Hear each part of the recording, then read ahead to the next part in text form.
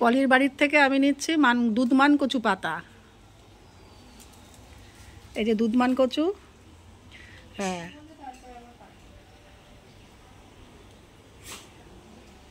মান কচুর পাতা নিয়েছি। আর ভালো করে শুনবেন, এটা কিন্তু দুধমান কচু, মান কচু না। দুধমান কচু আলাদা হয়, মান কচু আলাদা হয়। এই পাতাটা আমি এই শিরগুলো ফেলে দেব, শিরগুলো ফেলে দিয়ে কুচি করে নেব।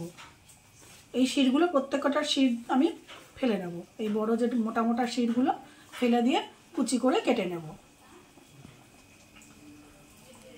আমি এই দুধমান কচুর পাতাগুলোকে কুচি করে ফাইন চপ করে নিয়ে এমনি কুচি করে ভালো করে জল দিয়ে 2-3 বার জল দিয়ে ধুয়ে নিয়েছি। আর এই যে বলছিলাম না, এই যে এই শিটগুলো, এই দাঁড়াগুলোকে আমি ফেলে দিয়েছি, ফেলে দিয়ে কুচি করে নিয়েছি।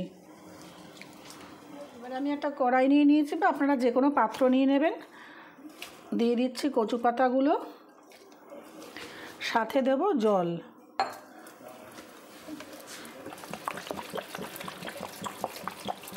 পরিমাণ বুঝে আপনারা জলটা দেবেন যাতে সিদ্ধ হয়ে যায়, আর সাথে যেন একটু জলো জলো ভাব থাকে। আচ্ছা, এটা সিদ্ধ করতে দিয়ে দিলাম। এর সাথে দিয়ে দেবো লবণ, স্বাদ অনুযায়ী দিয়ে দিলাম লবণ।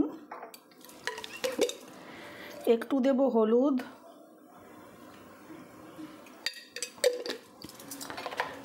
একটু দেব লঙ্কার গুঁড়ো, শুকনো লঙ্কার গুঁড়ো। আর এর সাথেই দিয়ে দেব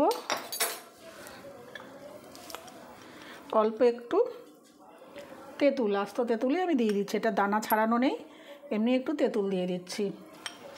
দিয়ে এটাকে আমি ঢাকনা চাপা দিয়ে সিদ্ধ করে নেব।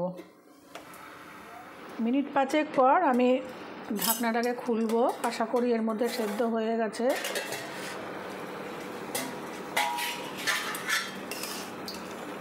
অনেকটাই সেদ্ধ হয়ে এসছে, পুরোটাই সেদ্ধ হয়ে গেছে মনে হয়।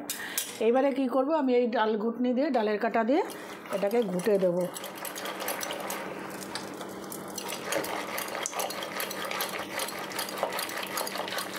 এরকম করে ঘুটে নেব। ঘুটে এটাকে একটা এই যেগুলো এই এরকম করে ঘুটে নেব। ঘোটা হয়ে গেছে। এবার এই যে ফেনাগুলো আছে যতদূর সম্ভব আমি ফেলে দেবো। এগুলো যতদূর সম্ভব এরকম করে তুলে তুলে আমি ফেলে দেবো। আর আমি আরেকটা বাটিতে একটু তেঁতুল ভিজিয়ে রেখেছিলাম। তেঁতুলটা খুব একটা টক নেই, সেই জন্য দিয়ে দিচ্ছি এখানে আরেকটু তেঁতুল গোলা। এবার এটাকে আমি নামিয়ে রাখবো। এবার আমি একটা অন্য কড়াই বসিয়ে দিয়েছি। দিয়ে দিচ্ছি একটু সর্ষের তেল, সাথে দিলাম একটা শুকনো লঙ্কা। এবার দিয়ে দেবো একটু সর্ষে ফোড়ন। আপনারা সর্ষে না দিতে চাইলে 5 ফোড়ন দিতে পারেন।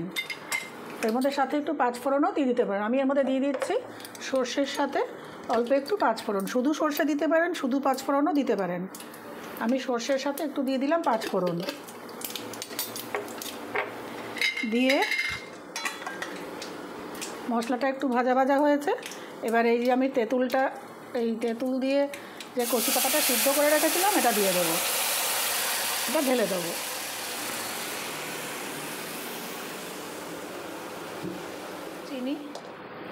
চিনিটা আপনারা আপনাদের স্বাদ অনুযায়ী দেবেন।